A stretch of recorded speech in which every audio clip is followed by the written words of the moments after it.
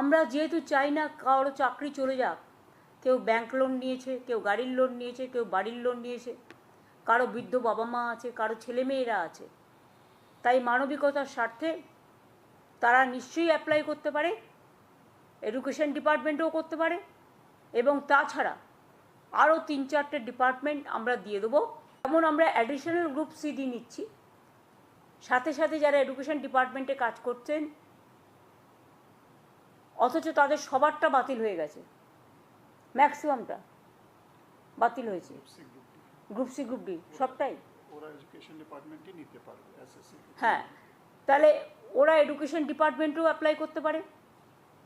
ওরা তাছাড়াও আমরা আরও 3-4টে ডিপার্টমেন্ট অপশান দেবো, কিন্তু সেটা আমরা আলাদা করে নোটিফাই করব,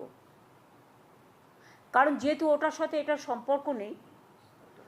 আর আমরা যেহেতু চাই না কারো চাকরি চলে যাক,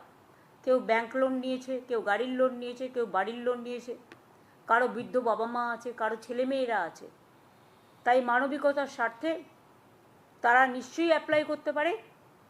এডুকেশন ডিপার্টমেন্টেও করতে পারে, এবং তাছাড়া আরও 3-4টে ডিপার্টমেন্ট আমরা দিয়ে দেবো, যাতে যেটা তারা প্রয়োজন মনে করবে সেই নোটিফিকেশানটা আমরা 3-4 দিন পরে করে দেবো।